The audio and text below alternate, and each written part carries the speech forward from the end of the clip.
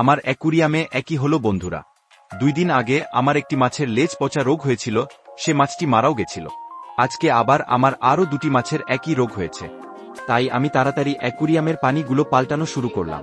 পানি না পাল্টালে আবার সব মাছের এই রোগন হবে।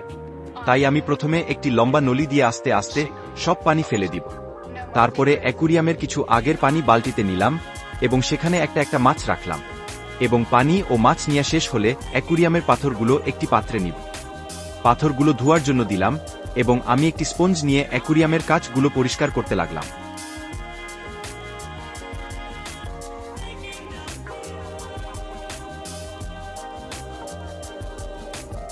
সবশেষে অ্যাকুরিয়াম পরিষ্কার করা হলে সেখানে পাথর গাছ ও সবকিছু ফিটিং করতে লাগলাম, এবং সবকিছু ফিটিং করা হলে পানি দেওয়া শুরু করলাম।